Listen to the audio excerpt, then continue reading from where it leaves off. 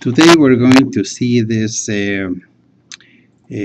obtaining the state space form from using the bond graph method, but also we want to obtain the transfer function using the state space form.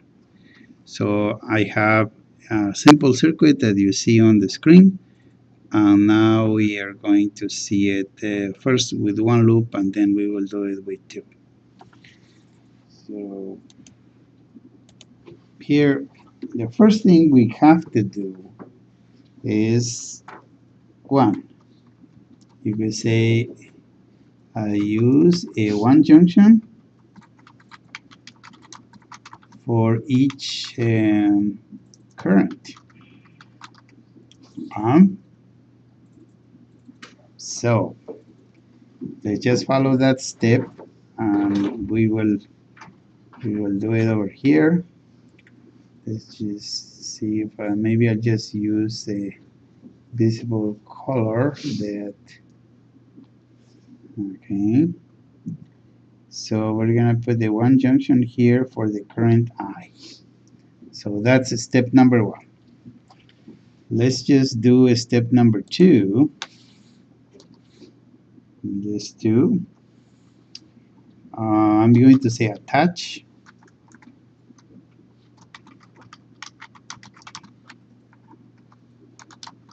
the elements that experience that current.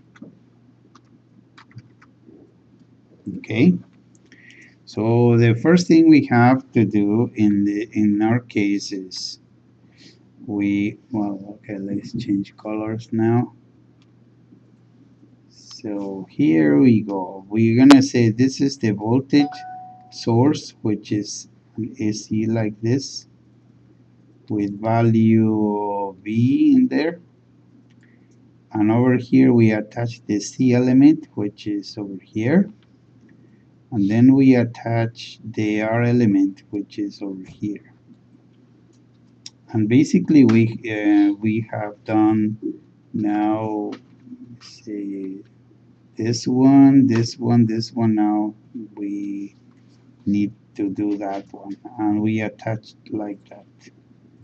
For purposes of this example, we are basically finished with the bond graph for this simple loop. We need other steps for doing it with two loops. So first I want to start simple like this. So in here the objective is to obtain the state space form, but also we would like to see how the transfer function is obtained. If we say first we have to define the outputs, but right here let's just try to get the state space form first. So maybe we'll change our title a little bit, the state space form using the bond graph state space form using the bond graph method, and let's just add something to it and say, you could say and their relation to the transfer functions.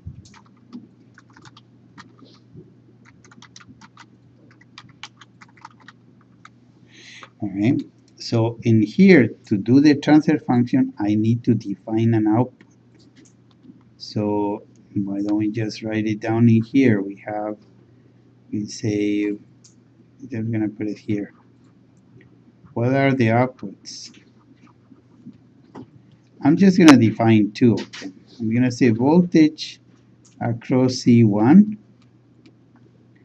and the output, we could say that the output is the current, I1 in this case, as I have it in there. Yeah. So in here we have okay. So once we have this, you say for this case we have finish here.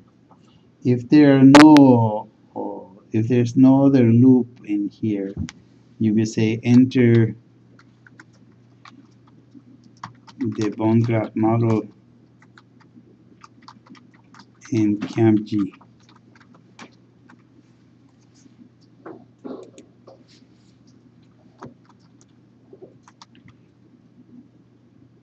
And you can say interface with MATLAB, and you can say define the outputs,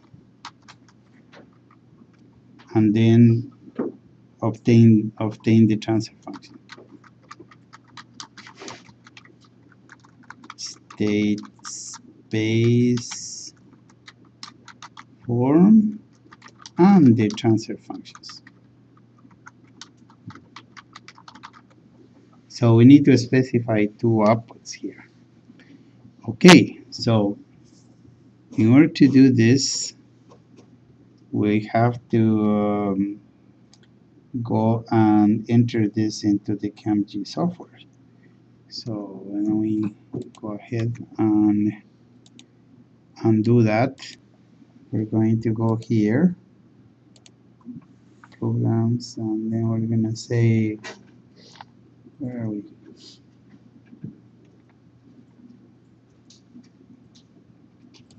Right here, and then we'll just run this.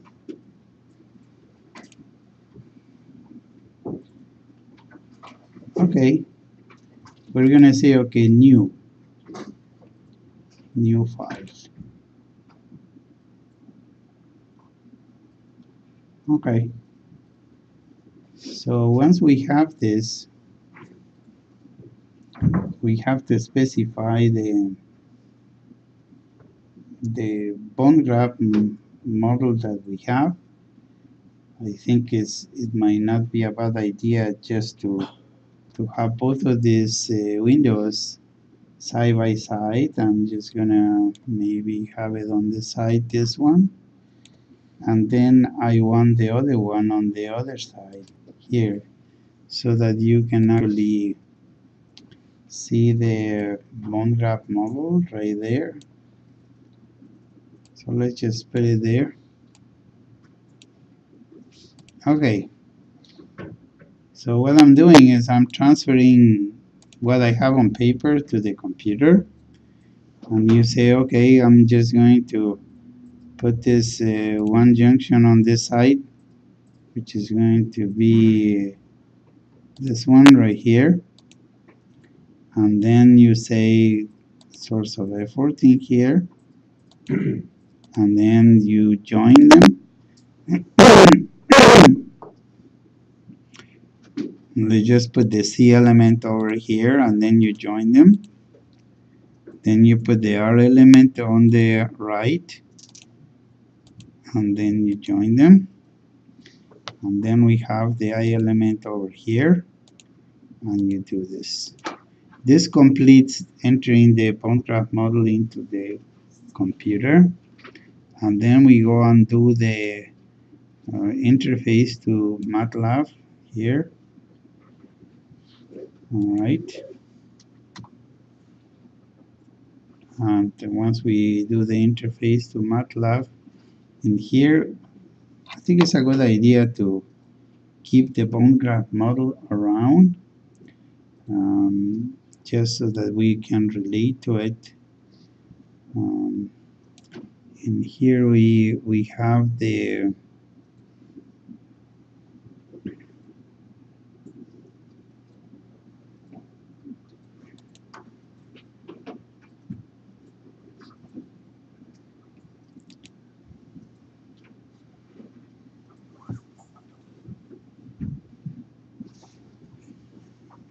here we have these files in here, and what we're going to do is we're going to concentrate on this file, which is the CAMGSYM, which is the one for state space form. And here we need to specify the outputs. what you have in here is the CAMG directing MATLAB to produce the state spaceform first. And I could actually run this and obtain the state spaceform. Just keep in mind what we have. The bond 2 is here on C, there's R3, and then I4 is the way we have it in here. Okay, so let's see. And then what it does is it writes the equations first in a state space form, and then derives the matrices and the outputs. In our case, the voltage across the C, which is E sub 2, is my output. So I actually need to go and look for E sub 2 by clicking here on find. And then I'm going to say, please find for me E sub 2. And the computer points to this. So in here we will uncover this and we activate this output. So this output number 1, okay, which is also we put where this question mark is, we put the 1 because this is forming the rows of the C and the D matrix because those are the outputs. And you could say F sub 4 or F sub 3 or F sub 2 answer the second question, but let's just that's the current on the current I. So this F sub 4 is what we want, and then the computer gives us F sub 4 is over here, right here, and what we're doing is we want to activate the same way as we did here, and this would be output number 2, like that, and then this would be 2 here, and then 2 here. 2 is to form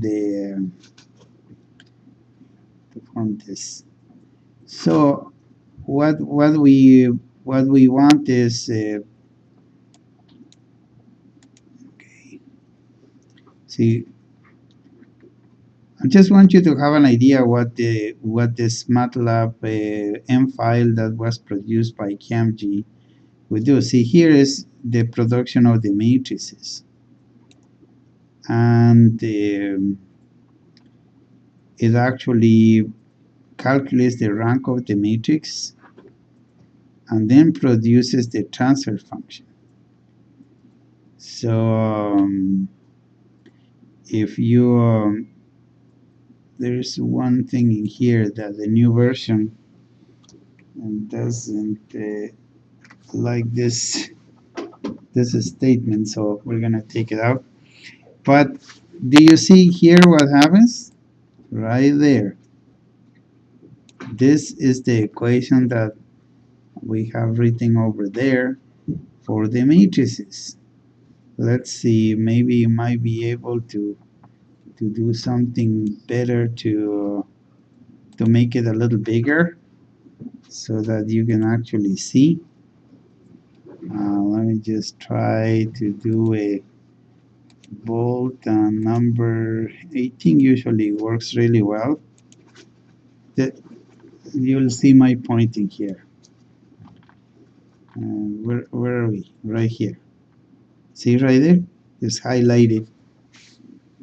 See what it says? The matrix H is the matrix of transfer functions. Is C times the inverse of Si minus A times B plus D, just like it's on the write-up on the board. So the point here is that by deriving these matrices, I should be able to obtain the transfer function. So this is automatically produce this file. All we have to do is to run it and also understand what what the program is doing. That's the other thing.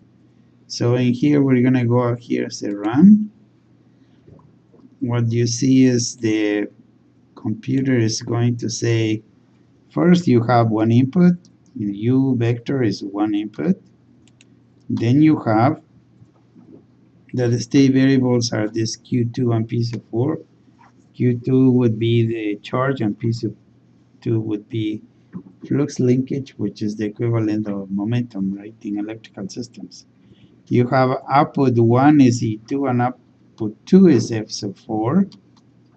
And then the computer gives you the A matrix right here in symbolic form. And then it gives you the B matrix. Then it gives you the C and the D. And as you go along, it gives you also the characteristic polynomial, which is the denominator of the and gives you the transfer functions. You see, those two transfer functions that you see are directly obtained from the software, and we don't have to do the derivation of this. So automatically we obtain the transfer functions. So you see, is here what is telling you is that this is the matrix. The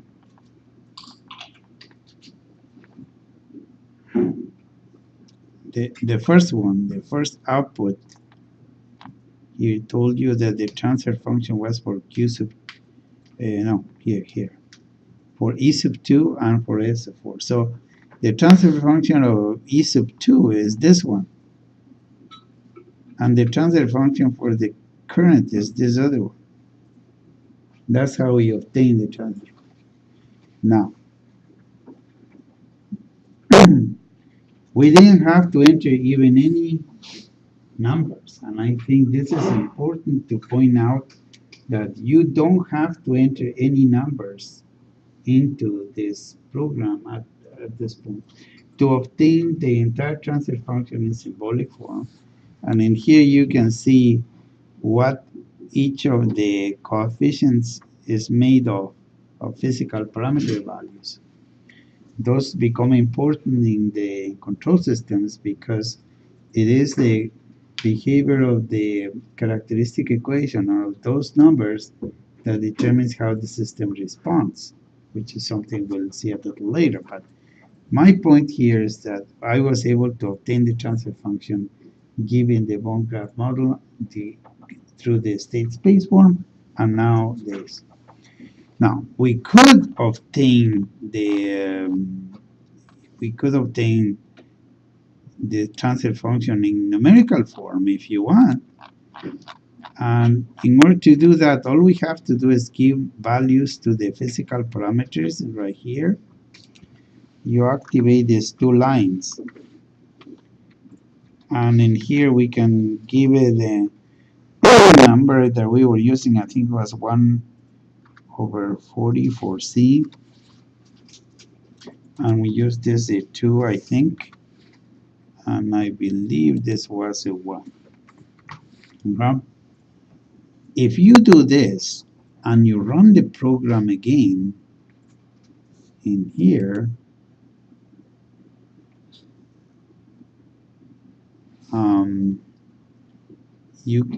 you can let's see, where are we? Oh, we haven't finished the program here yet. We're going to need to close the one that we had, and now we should be able to run this program again. So,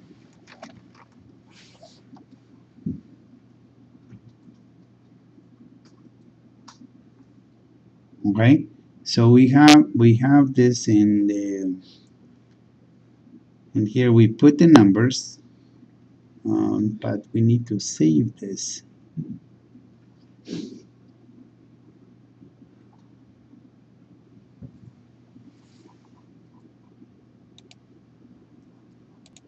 Okay, let's run this again. So we go over here and we run the program here, and of course now it got the matrices in numerical form, B, the C, and the D matrix. There's the characteristic equation in numerical form.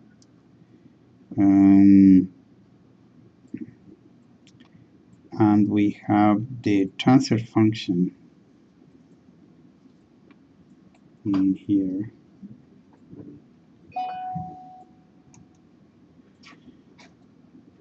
We have something that went wrong in here. Like this is not line 124.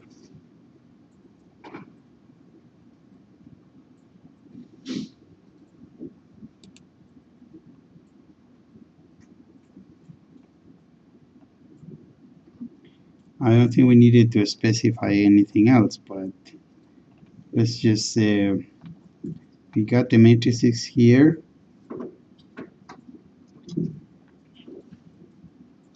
And then we got the characteristic polynomial, and then the transfer functions, which is okay. Let's do something here. We're gonna have to clear everything in here. Okay, and then let's run this again. Okay, something we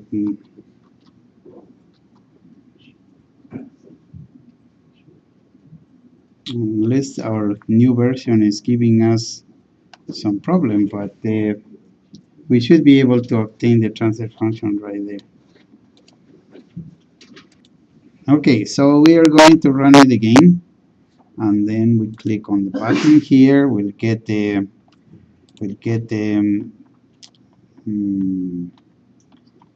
these are the A matrix, B, the C matrix. Hold on for a second, because the computer immediately did some calculations for us, but we want to be able to see what it did. So here are the matrices, and then of course the transfer functions. When you enter the numbers in, why do we get these transfer functions again? The reason is that the computer transforms the symbolic equations into numerical equations. And in there you get a little farther input. You say from the input to this output, this is the transfer function. From input number 2, from input 1 to output number 2, this is the second transfer function. And what it did is automatically the program also gave us a time domain step and input response. This is very efficient program, and immediately gave us this automatically. So did a simulation for us without us having to do all kinds of other programs. But that is state space form, transfer function, and just one test of the step and impulse response.